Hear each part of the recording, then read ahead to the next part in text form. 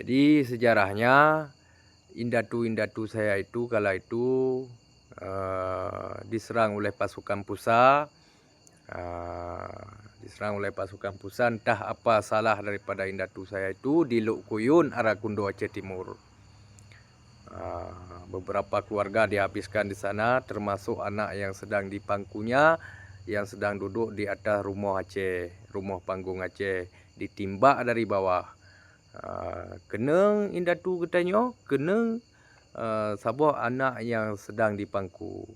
Maka ayah Siklon, ayah daripada ayah saya, berangkatlah ke Aceh Utara, Samudra Pasir dari Aceh Timur. Alhamdulillah selamat sampai ke Aceh Utara. Setelah di Aceh Utara, di tahun 80 itu bergejolaklah perjuangan AM. Masuklah orang-orang tua di sana. Masuklah kakek-kakek saya berjuang AM. Setelah itu diperintahkanlah oleh kakek saya untuk ayah saya berangkat, tinggalkan Aceh Utara karena saya sudah masuk ke AM dan orang-orang di Aceh Utara sudah semua masuk AM.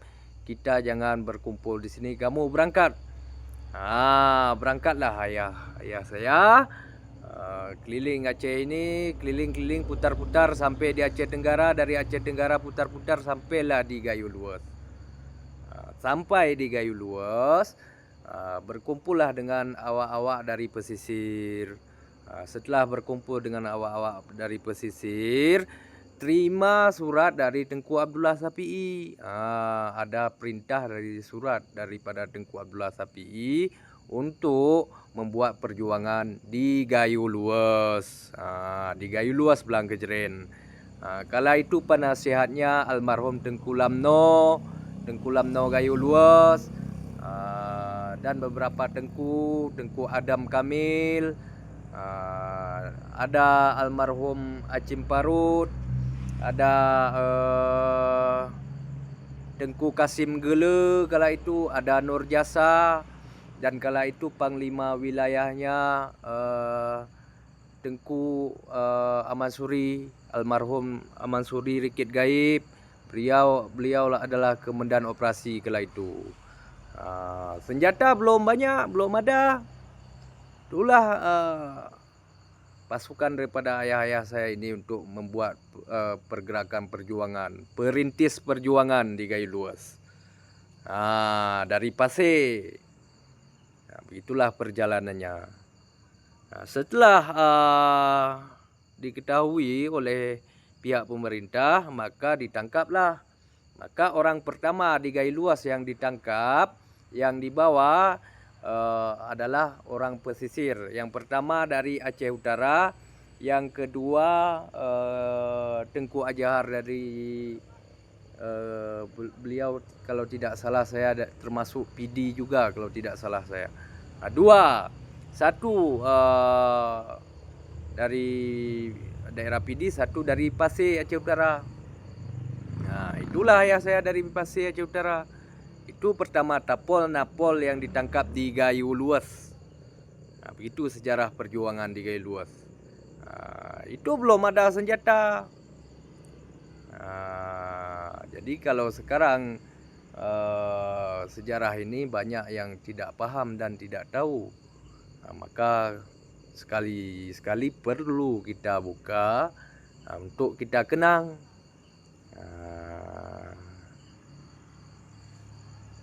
Ya, kalau tidak salah ya, begitulah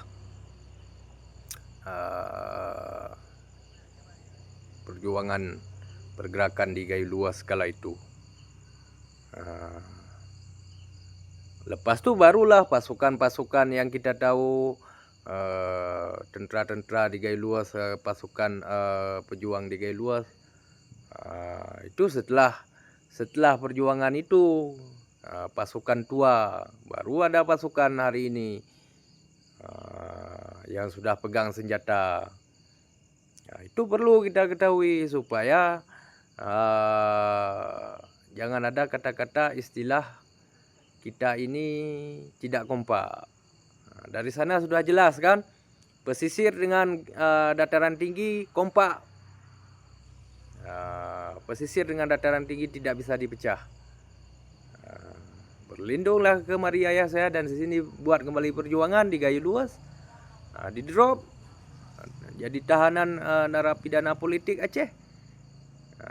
Kala itu disergap oleh pasukan gabungan, bukan pasukan cilet-cilet yang sergap, memang pasukan gabungan karena terindikasi orang Pasir.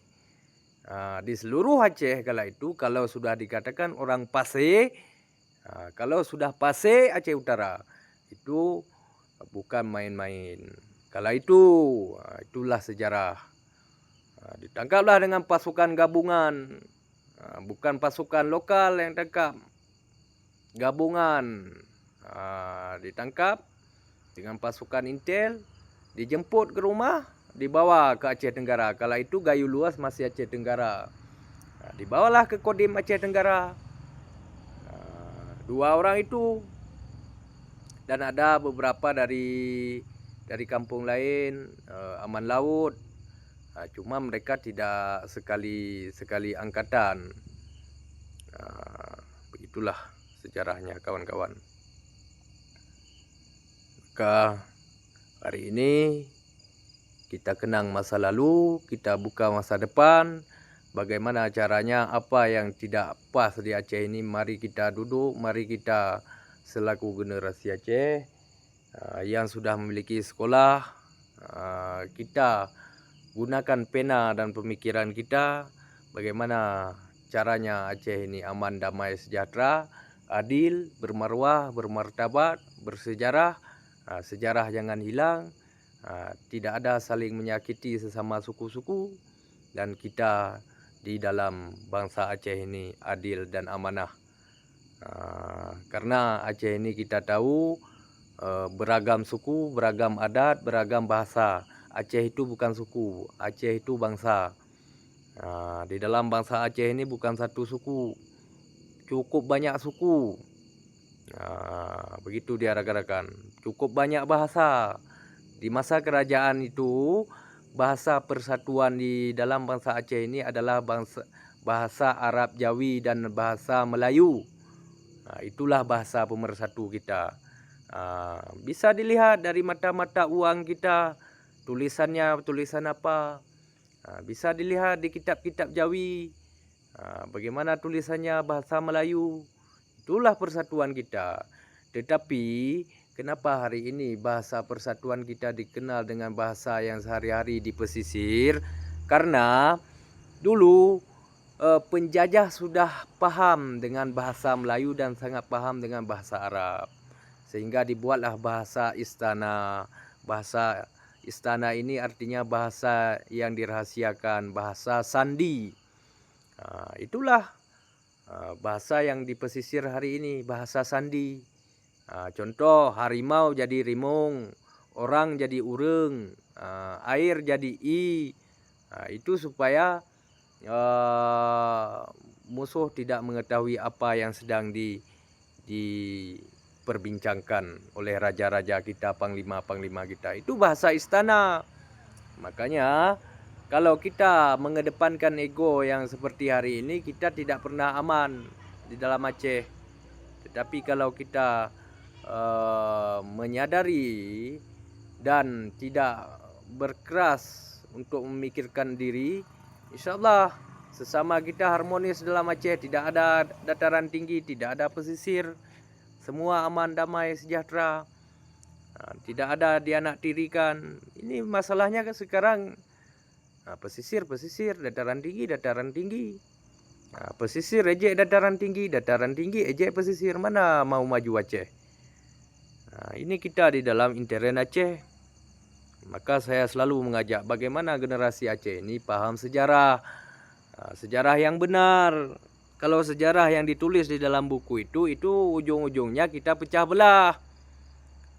Tingkat nama Aceh saja, Arab, Cina, Eropah, India itu kan salah.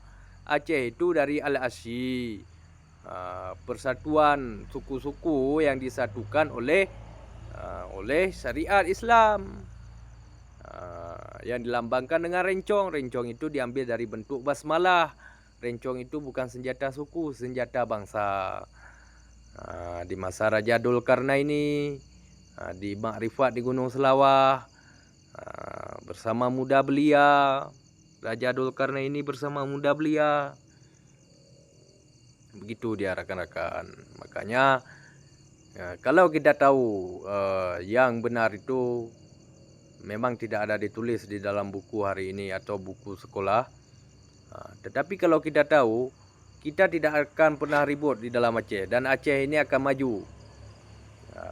Karena di sana ada wasiat-wasiat. Aceh ini bumi metuah Aceh ini. Tanah aulia, tanah syuhada.